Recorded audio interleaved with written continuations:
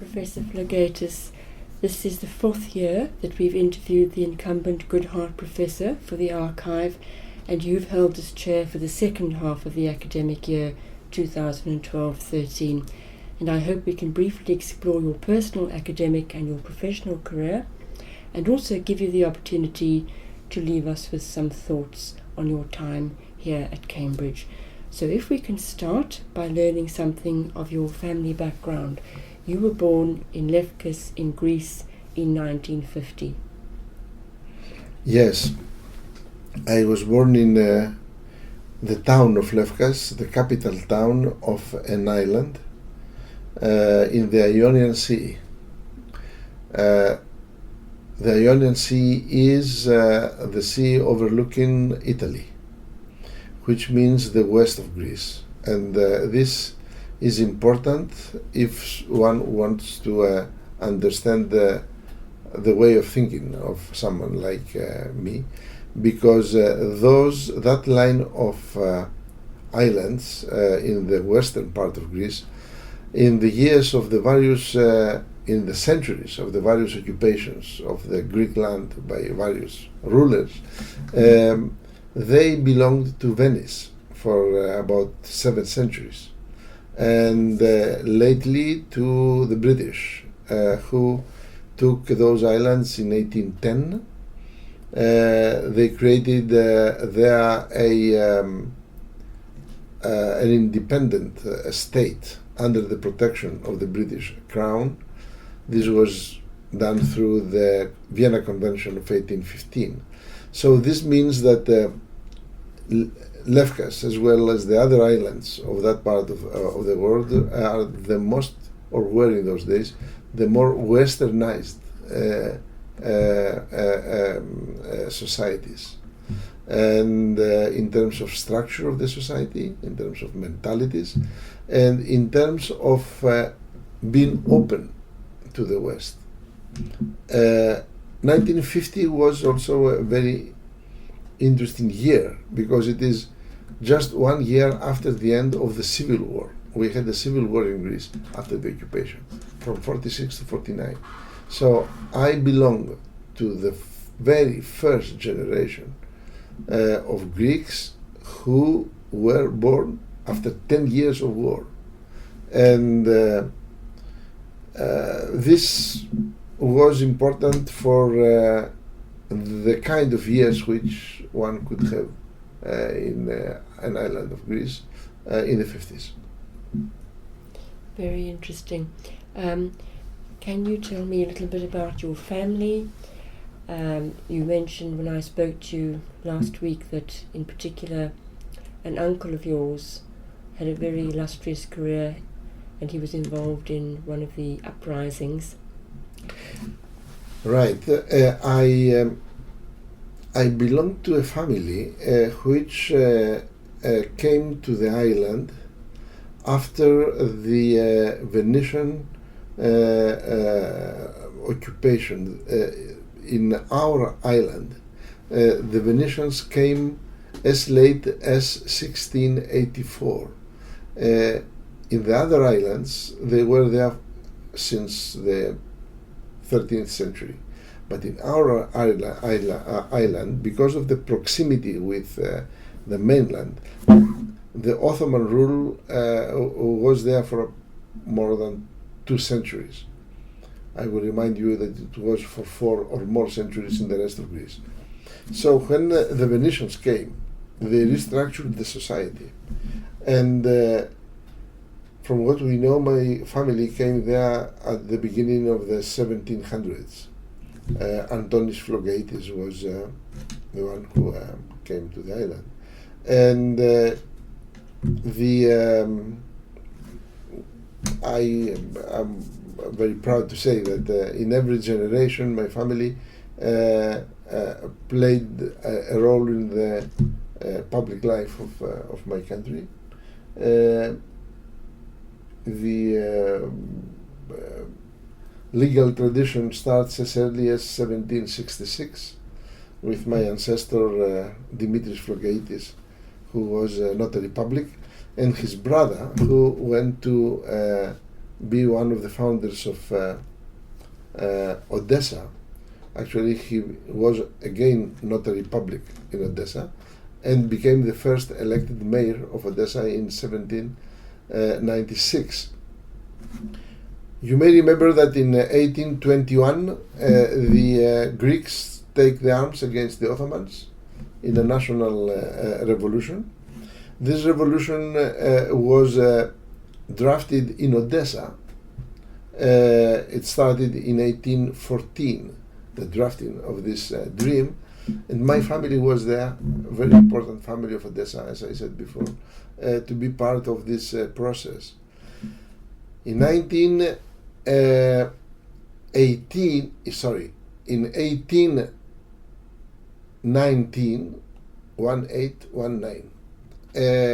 1819, in Lefkas, the Greeks took the arms against the British, and my ancestor Spyridon Flogaitis, I bear his name, was one of those who organized this, and actually he was prosecuted, sentenced to death. His land was confiscated and everything. He was not a republic, son of Dimitris Flogaitis. And then he went to, actually they did not kill him. He escaped to the mainland and fought the War of Independence with his cousin who came from Odessa, Nicholas Flogaitis, and they fought the War of Independence together. Then in the 19th century, Theodore Flogaitis, who was the grandson of the first mayor of Odessa, was a very important professor of law and a very important politician in my country. He died in 1905. He did not have family, and so his line was extinguished, if I may. 1905. Very interesting. So you come from a long line of illustrious lawyers. Was your father also a lawyer? My father, yes. My father studied law in the 20s in the University of Athens. And then he came back to the island of Lefkas. There were 9 lawyers in those days on the island, and there was a court, and because Lefkas is an island which was a county, you call them, I believe, in this country. So with full administration and court system and everything. So he did his career as a practicing lawyer in Lefkas. He was also involved in politics. He was a center-minded person, very well balanced, I would say, and which was a capital crime in Greece in the 40s or 50s, because with the civil war you should be either to the right or to the left. It was difficult to be in the center, but he was a person who was in the so-called agricultural party of Greece, National Agricultural Party of Greece, a non-Marxist agricultural party. He loved the people of who were working in the villages, and he was very active into supporting their needs or dreams. You know, it was another Greece. Yes. It was another Greece. Yes. Fascinating. I noticed from your CV that once you'd done your initial degree at Athens, you went to Paris, where you actually did diplomas and you were awarded a PhD. And I wondered why you chose Paris. Actually, this is a question to which you cannot imagine the answer, because the answer is very strange. When I finished in June 73 my degree in Athens, and my dream was to come and study in Cambridge or Oxford. And I wanted to study public law, and especially administrative law. But unexperienced that I was, I went to see one of my professors, the person whom I would consider my mentor professor, who was professor of civil law. And after listening to me, he said, "You are making a great mistake, because you are going, if accepted, you are going to spend your years in a prestigious university, but when you will be back, everybody will tell you that our system of law has nothing to do with the English administrative law, because our system of law is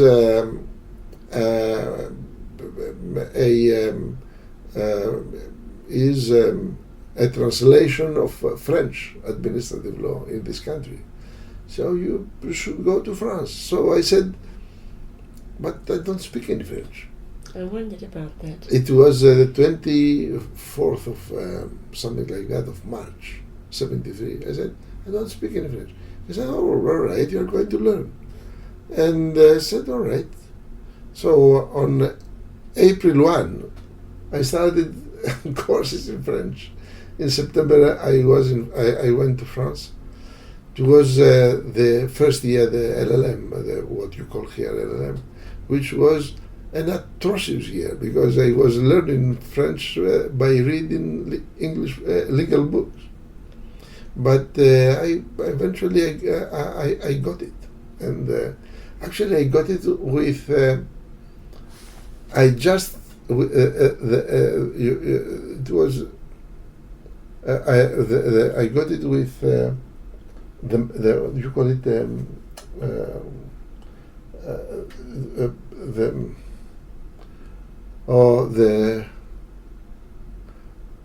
you have honors first, second, how do you call this? Degree, grades. Yes.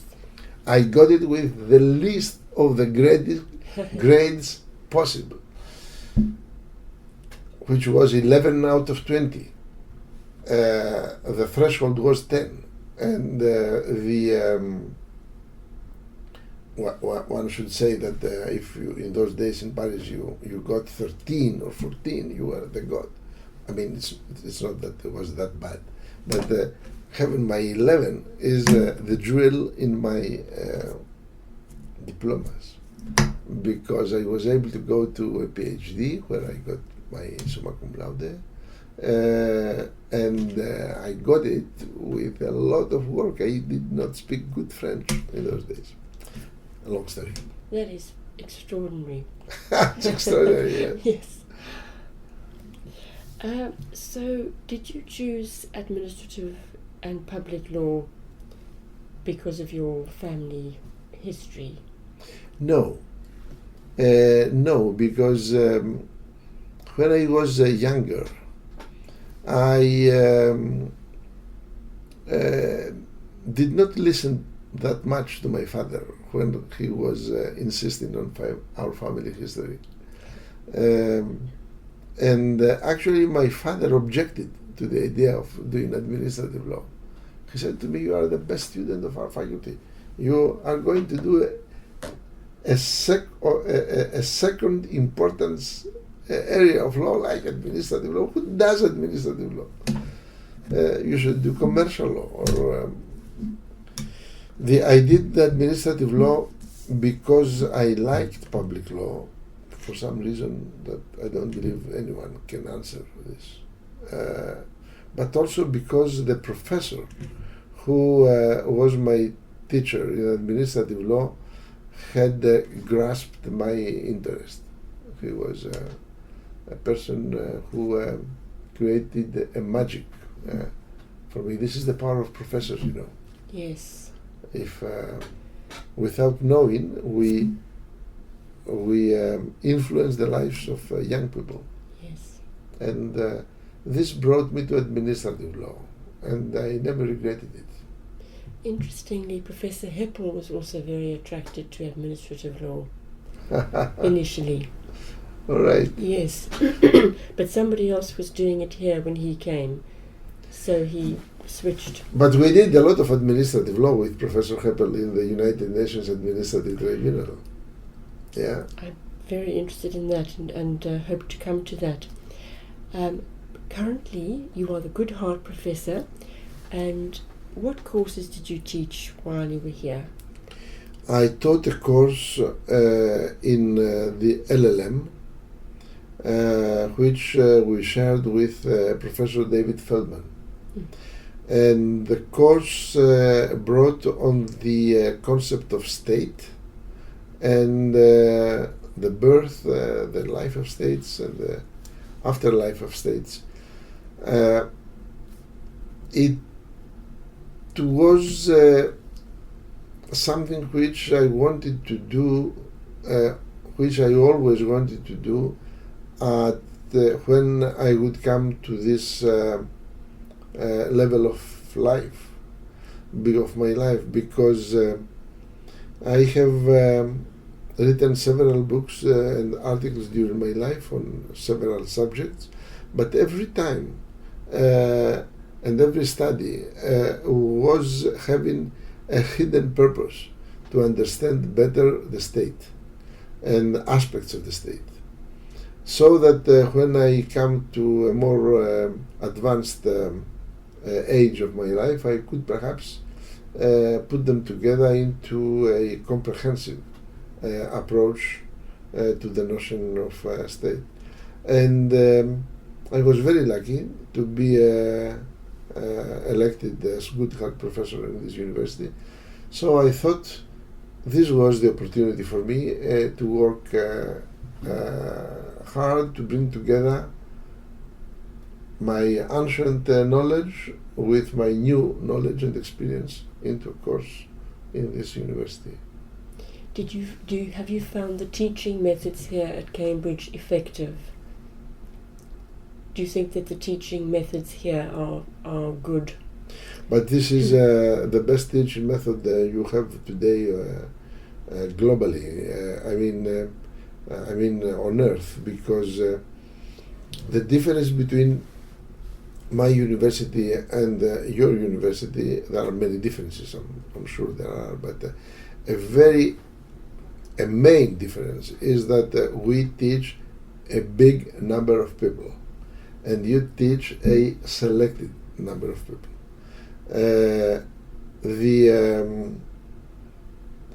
Having a small number of people around the table, and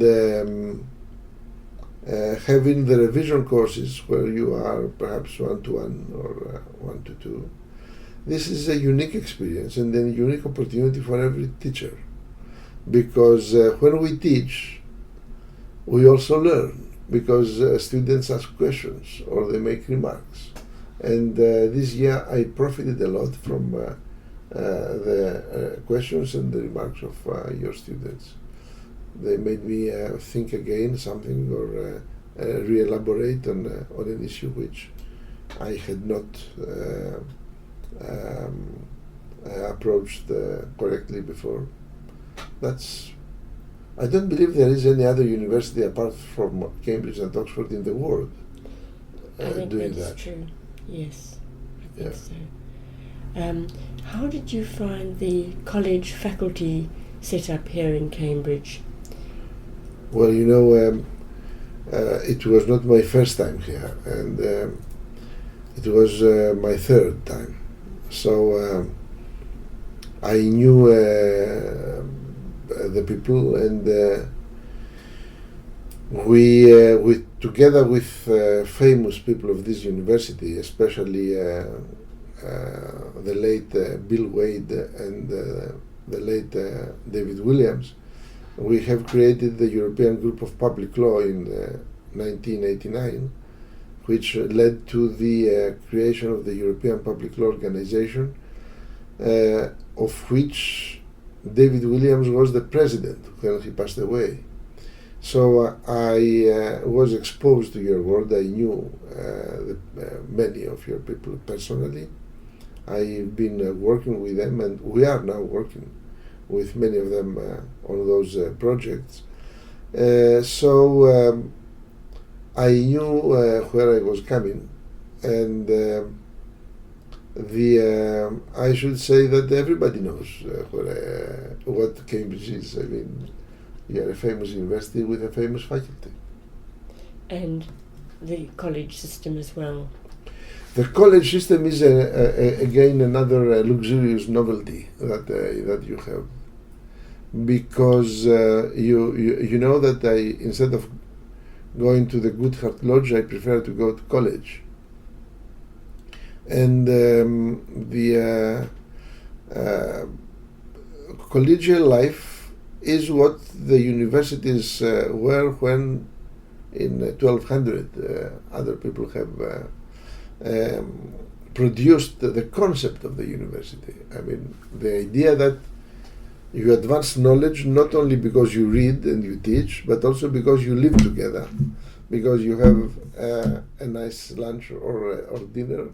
You meet people whom you have not planned to meet. You exchange ideas. You are exposed.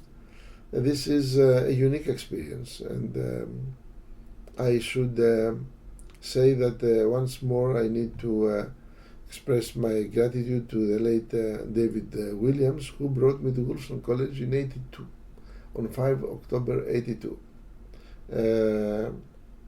And the environment the unique environment which he had created there in those days. And I'm very happy to have been back this year. To the college. Yeah. And Professor Flogaitis, while you've been here, have you had fruitful collaboration with some of the academics here? All right, of course. I mean, with everyone in the area of public law. I was happy when they accepted that I present a paper in the meetings of the Center for Public Law on an issue which was decided upon in the times when I was presiding the United Nations Administrative Tribunal. And of course, this is an excellent institution, you know, that they meet every week or every other week, and they discuss issues. I was always there. So looking back, would you describe your term in the Goodhart professorship as a successful time? It was a successful time for me. Hopefully it was a successful time for the university. But you know, I discovered this institution when I was here in '82-'83, writing a book in French, administrative law, droit administratif. In those days, I read several items, articles, books, contributions anyway, which were written by Goodhart professors. And so I was young, I mean, in comparison with what I am now, I was 33-year-old. And I was dreaming that perhaps sometime later in my life I could be capable to be invited to this. So when this happened, it was sort of a dream come true, as they say, the Americans. Yes. And and I did my best to do my job, and I'm still working hard to finish my book because I want to put them together into a comprehensive study. So you've had a chance to further your research while you've been here. But of course, yes, that's what I did. Yes, because as I said, the teaching is an opportunity to learn better what you think you know. That's the point. And every week I was producing about 20 pages to which I distributed to copy handouts, you call them, I believe, to the students, because you know that the state is a very peculiar concept. All the ingredients come from England, but the concept comes from the continental Europe. And so teaching on the state in English needs a lot of bibliography and references in continental European languages. And this made it difficult to me into suggest a bibliography to the students. Of course I did, and there is important English-speaking bibliographies, but there are very important contributions which have been written in German, in French, in Italian, in other languages. And so I was trying during the year to put this through my words into the knowledge of the students, and this helps me now to write my book. Very interesting. In That English, brings of us course. to your current position in Greece. You are Professor of Administrative Law at the University of Athens, and what are your main teaching and research interests there? Well, I have changed through the years my research interests. I would say that in every step of my professorial life, I did something different from the time before, because I wanted to cherry pick, you say, and learn more things than I was. So my thesis was in the area of local government, comparative local government. Then the next book was on economic interventionism and new ways of doing that. Then I introduced to the French public English administrative law. Then I went to public contracts. You see, I would say, and then I went to international administrative law, because I was serving in the United Nations Administrative Tribunal, and I was exposed to something new. So I tried to learn from this and put it in scientific terms for others, you see. And now I would say that my teaching is, first of all, Greek administrative law for my students. But I also do comparative administrative law, European administrative law, international administrative law, because I teach also in the LLM of my university, and I agreed with my faculty that this coming year I'm going to teach what I taught your students this year, because they said to me, all right, now you're going, whatever you did for the others, you're going to do it for our pupils, and I will do it. Actually, they asked me to teach in English. I said I would. Whatever quality my English has, I will teach my students in English. That's more or less my... You're also director of the European Public Law Organization in Athens, and you have alluded to this previously, but I wondered what this entails. When I was here in 82-83,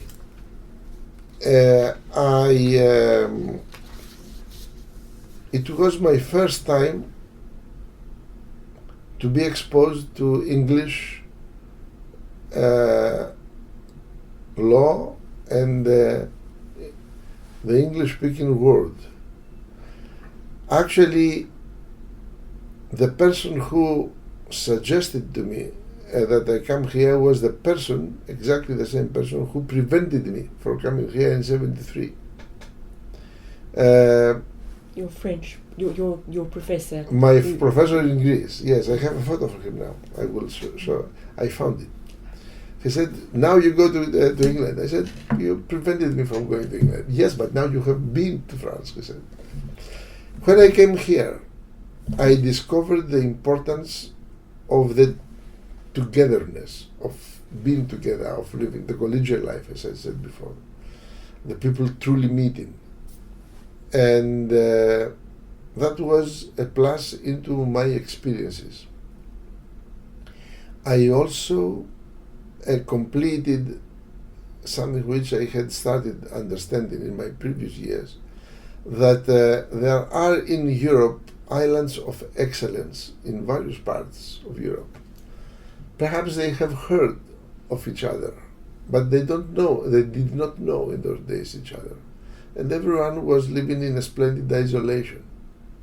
So I started discussing this with Bill Wade, with David Williams, Tony Jolovich, and others, that perhaps something should be done to bring all those people of excellence together in order to create a new kind of education in legal science in Europe, something where we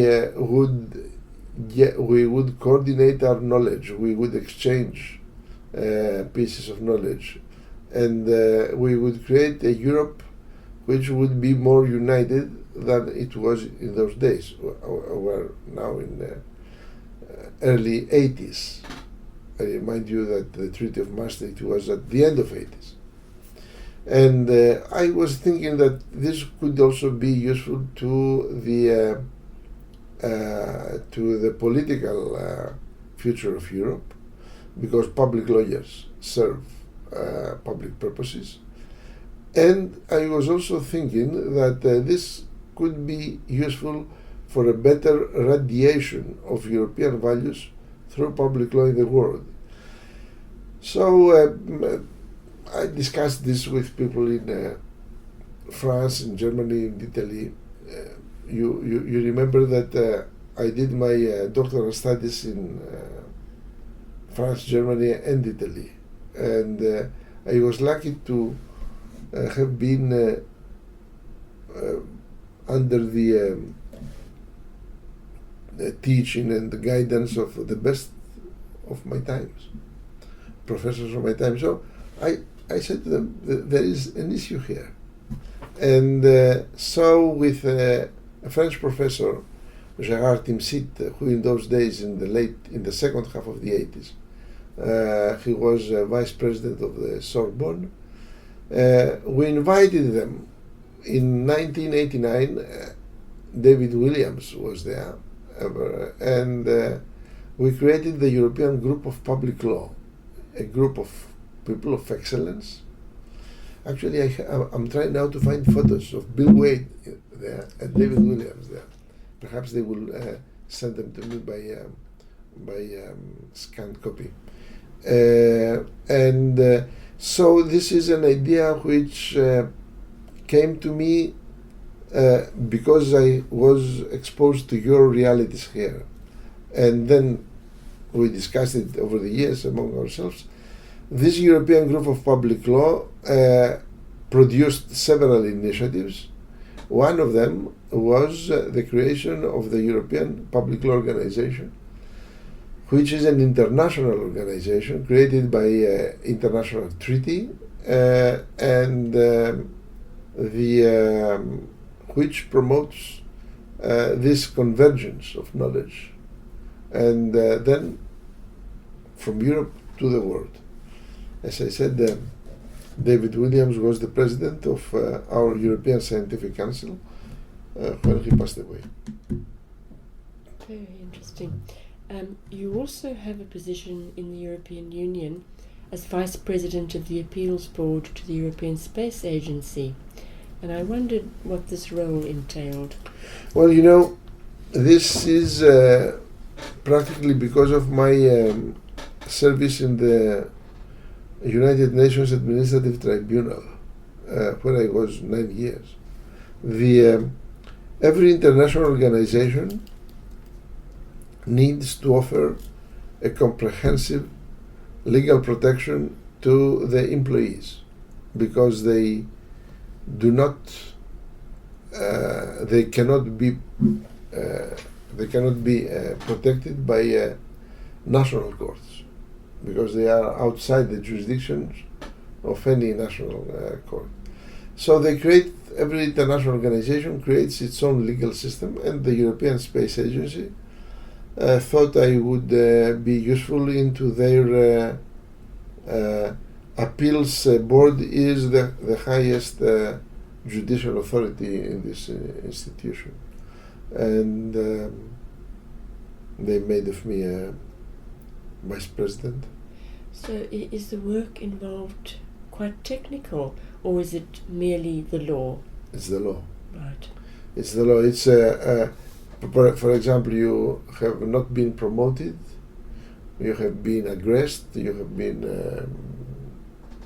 harassed, you have not given a position which you believe you merited. You need to have a court of law to do justice to you, and we are the court of law. Interesting.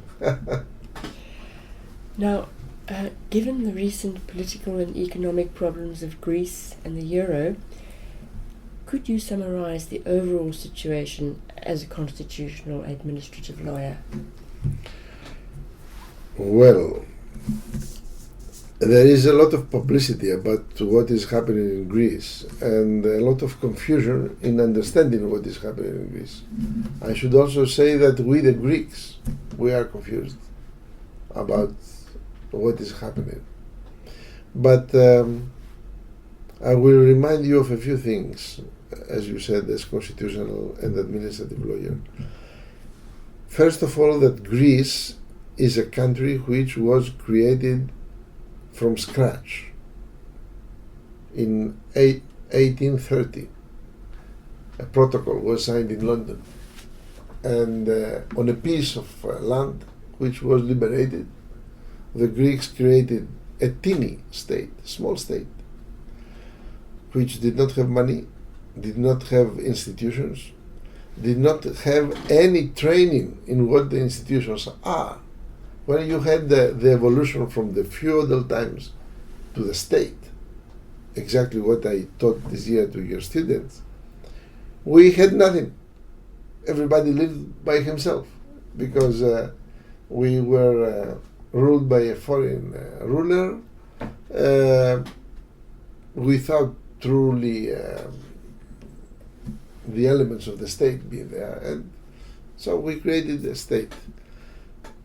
And we do not have tradition in understanding the public institutions. We transplanted them from your countries to Greece,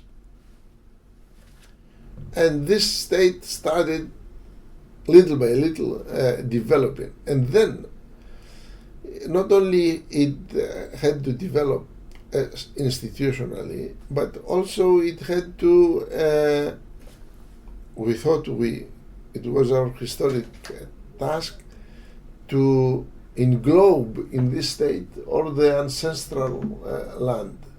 So from 1830, when the state was created, up to 1947, our country became bigger and bigger and bigger. The last piece was the Deccanese, which was taken from the Italians in after the Second World War.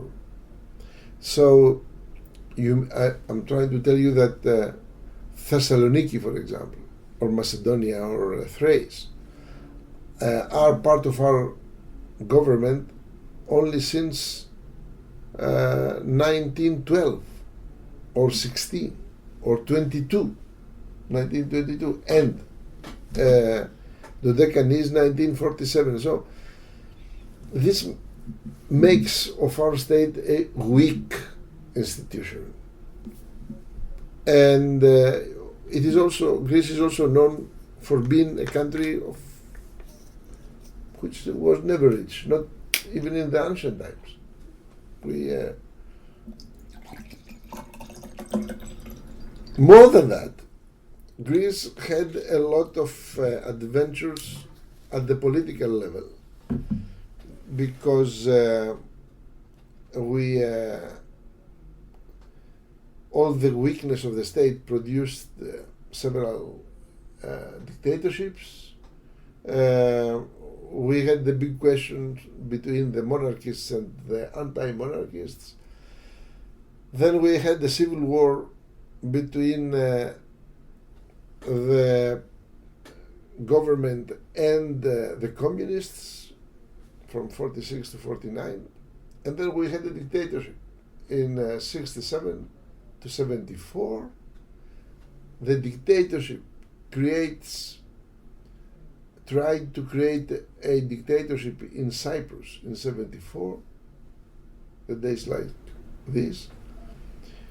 Turkey took this as an alibi to intervene in Cyprus, and they occupied, they are occupying up to now a big part of the island. All of this is Greece. I mean, all of this is a continuous crisis. And in this continuous crisis, despite everything, we were able to join the European Union, the communities in those days, to develop into the European Union, to join the Euro, and we believed that we became, for once, a normal state. But it seems that all the weaknesses were still there, and they vindicated the situation. Now,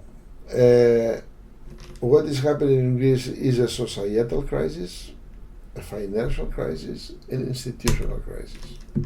And unfortunately, the redress has not started yet. I'm not sure that it is an easy task. It is not an easy task because our partners in the European Union, when all of this started, some of them or some media used very harsh and unfair words against the people, which may have all sorts of deficiencies, but we are an ancient people. We have offered to the world, and not only we have offered in the past, we have been part of 2 victorious world wars. We have been devastated during the Second World War. Not other country has been devastated the way we were devastated. Entire villages have been erased, and we borrowed money to a foreign power. You know, you don't know that. The Greece was obliged by the Germans, by the Nazis, let us say the Nazis, to give them the money of the state. And our Quisling government did not do it, despite the fact that they were Quisling. And they accepted to sign a contract, a loan, which should be repaid after the end of the war. So the Nazis took every penny which was in Greece for their own purposes, and that year thousands of people died out of starvation in Athens, and this money was never paid back. So if it is to remember how good the Greeks are with spending more money than we have a good memory, and we know what is owed to us. So this creates an unbelievable situation of not solution. You see, because a lot of rhetorics gets into that. of course, if we have mismanaged our funds, we need to put them in good order. I personally am known in Greece as a person who supports every reform prospect. I have presided or took part in my life in many reforms in my country. Greece needs very substantial reforms. This is true. However, whoever blames the Greeks on moral aspects, we'd better read history from scratch. That's fascinating. Yeah. You see, that's how it is. Yes. My father was put in jail. Nobody paid for that. I mean, during the occupation. Yeah. So, what are your predictions for the medium term for Greece? I mean, do you foresee that perhaps young Greeks will try to leave Greece?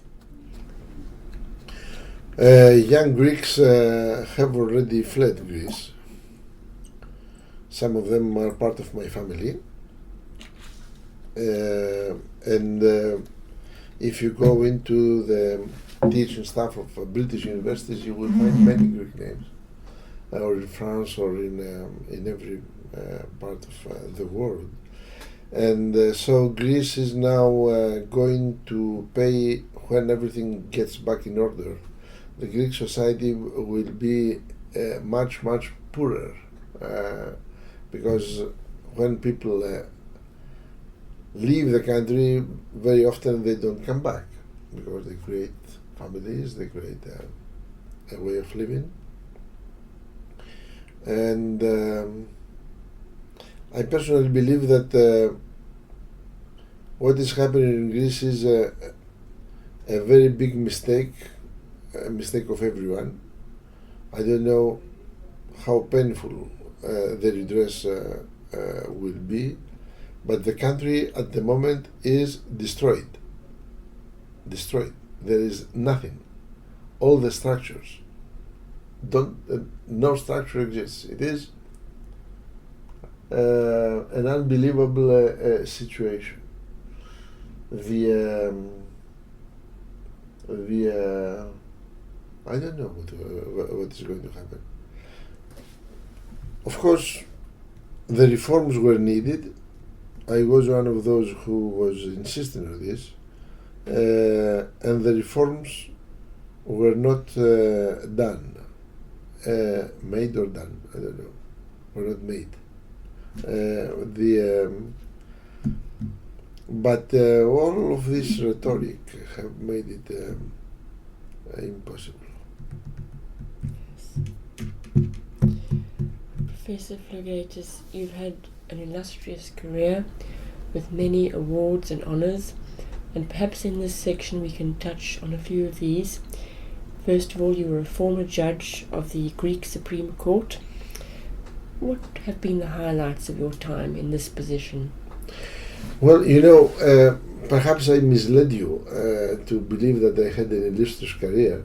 I don't believe I merit this phrase, but it's my phrase. Thank you. It is important for me that I was a member of one of our Supreme Courts, but it is not at the level of your imagination, because in my country, unlike other countries, under the Greek Constitution, we have a few Supreme Courts. In some Supreme Courts, in a number of them, the Constitution foresees that they invite professors of law in order to enrich the composition of the court. So it's always important. You go there for 1 year or two, and then another is invited. But this demonstrates the perception that our constitution has for the role of the law professors in our society. Right. You see? So I was invited there because I was professor. Understand. Now, most intriguingly, I see that you have been the Minister of the Interior twice. In 2004 and 2007 and 2009. Right. And I wonder if you can tell me the circumstances of this. Right. In Greece, you know that we love politics. I mean, when you have two Greeks meeting, just 5 minutes later they're going to start talking politics. This makes some politicians distrustful to each other, especially in times of elections. So we have a constitutional convention. It's just a convention that in times of general elections, the Minister of Interior, who is responsible for the elections, and the Minister for the government and the spokesman, the Minister spokesman of the government, need to step down, and two independent personalities are invited to occupy the posts. And they have strange ways, the political parties, to discuss among themselves how and who is going to be that person. So I was invited twice to be minister under this constitutional convention. Now, what needs to be said at this place is that when you are appointed because of the elections, but the ministry does many other things apart from the elections. And the Ministry of the Interior, at least in that political period of time, was a huge ministry. So the first time I spent my time mostly fighting against fires, because the day I was sworn in, all parts of Greece were burning because of it was a very, very difficult moment of my life, and I did my best to be at the level expected by the citizens. The second time was easier in terms of fires, but we had all sorts of concerns in the area of terrorism, and so it's an interesting experience. But everything depends on how lucky you are. You see, what will happen to you, because the daily life does not know elections. For example, the second time I needed to receive in Greece the French Minister of Immigration visiting Greece, and I needed to do that and discuss important aspects with him without giving the impression that I am involved in politics, because I was this minister is meant not to enter into the political game. Some people who are appointed ministers under this constitutional convention prove later their interest in politics. But I'm very happy to have convinced everyone that I gave no sign for that. I am very happy where I am. And academically, you've been given many awards and honours, including the French Legion of Honour, which was given to two of our faculty here, as you know, Professors Hampson in 1976 and Jonovitz in 2002. Right. And what were the circumstances of this award to you? Actually, I remember that some day I received a telephone call from the number 2 of the embassy of France, saying, would you send me tomorrow your CV? I said, all right, I will send you my CV. And then about a year, or I don't remember how much time later, he called me again and he said, you've been awarded the Legion of Honor. I said, all right, that's important for me, but I will tell you a story.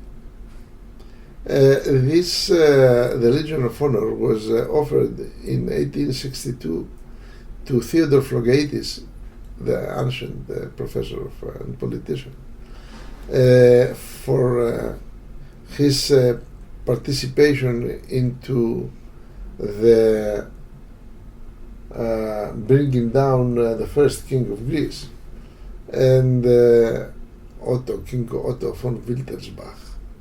And he refused to take it, I said, because he said that how come a Greek politician could be honored by a foreign country and be able to persuade his people that he's an independent, Greek-minded person.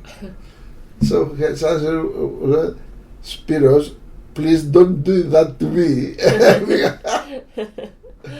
Well, those were the circumstances. Actually, as you know, in order to get this distinction, or the same which I also had from the Italians a year later, you need the presidential decree, and which is decided upon on the advice of one of the ministers.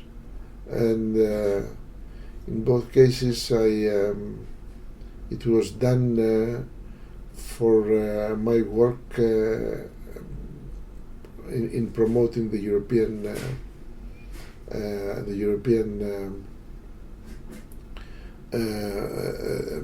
ideals through the European Public Law Organization. This project, and so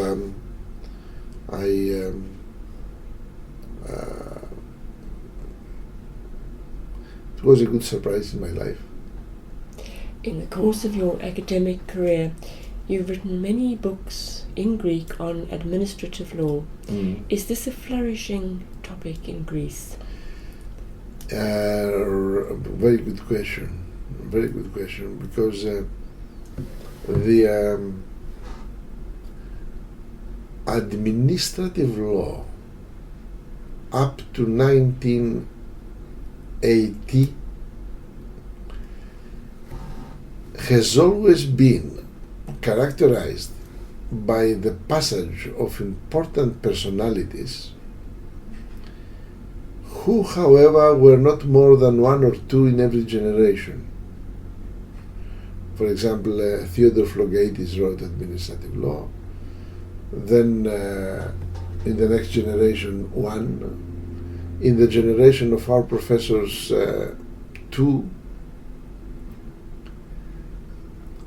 When I decided to study administrative law, my father was right in telling me that I was foolish. First, because the place of administrative law in the teaching was very poor. And also we were in dictatorship. What administrative law can you do in dictatorship? However, many things happened. 1 year later, in 1974, the dictatorship collapsed. A new hope came to the country. We are going to rebuild the country. It was enthusiasm. And I was already in administrative law. When I came to Greece at the end of the 70s, we were only a few, 4 or 5 people, 10 perhaps, who had done studies in public law abroad, and 2 or 3 in administrative law. And we were needed. I mean, everybody, for the first time, thought that, well, we need an administrative lawyer. So I had a career because of this change. Otherwise, perhaps I would be an unemployed person. And something more happened. The professors who were there in the 80s, especially one of them, promoted a whole generation of students abroad for studies in administrative law. Today, the Department of Public Law in our faculty counts about 110, 20 people in all subjects, in all levels. Our Department of Public Law has about 25 members. We are the most dynamic part of our faculty and the most known in the country from our faculty. Mind you that when I was student, you would have one professor. That was it. And nobody truly was taking him into serious consideration for administrative matters in the faculty. The faculty was private law. And this was done with the work of the professors whom we succeeded, and with our work by promoting people to come to your universities, especially to France and Germany, which are our traditional references.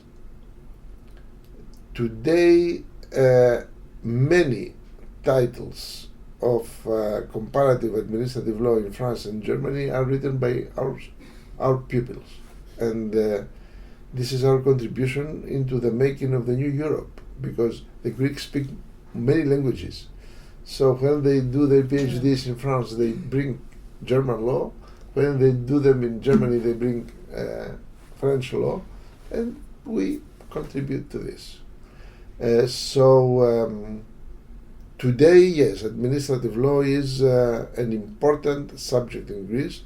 There are many periodicals.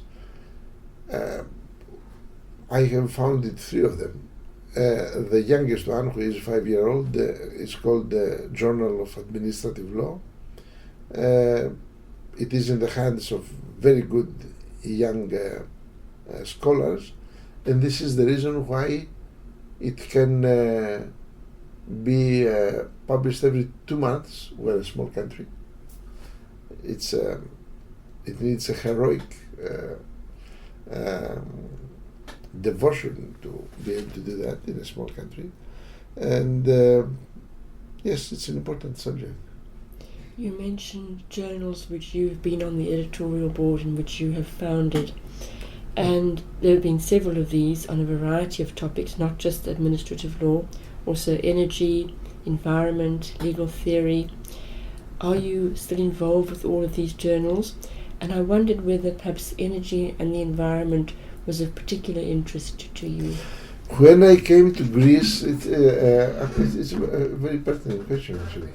When I came to Greece from my studies in the late 70s, I was employed into the first unit which was created in Greece for the protection of the environment and urban planning.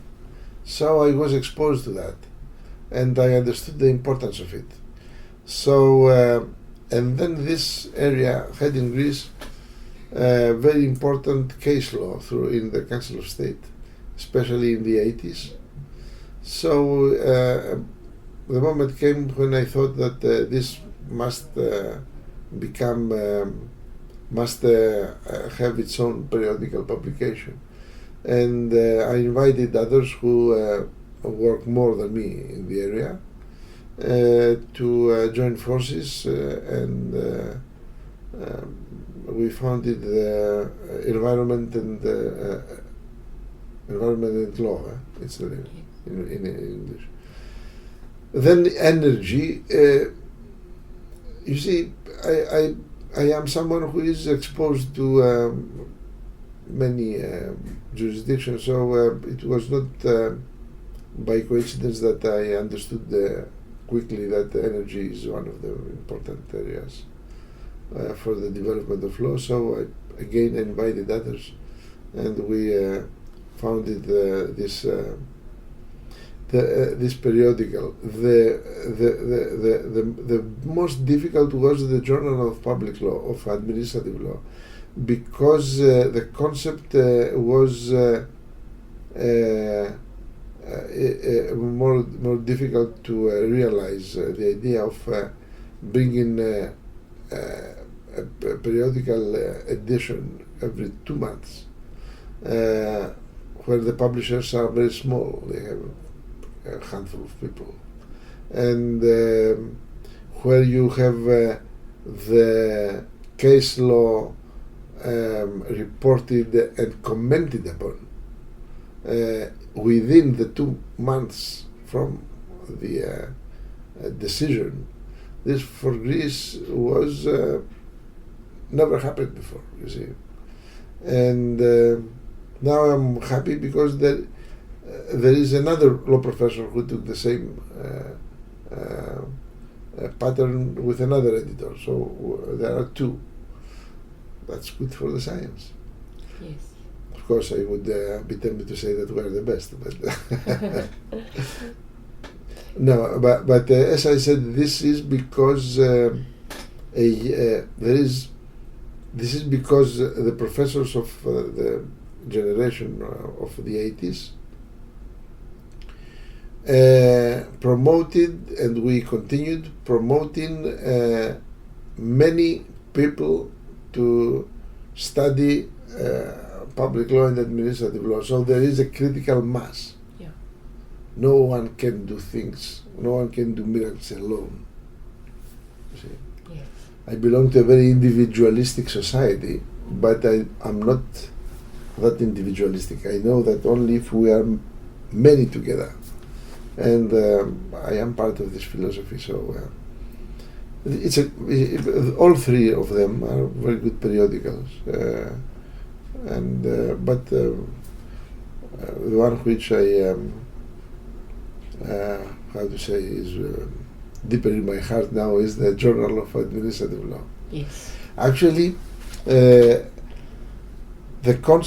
copied the concept of the same Italian periodical created by Sabino Cassese, who came here the other day. He had developed the concept, and then I adapted it into Greek realities. Well, that brings us to the end of our interview, and all that remains is for me to thank you very much indeed, Professor Flogaitis, for a fascinating and very informative account. I'm very grateful to you. Thank you. I'm very grateful to you because I had never thought that I would be interviewed in a prestigious university, and especially by you.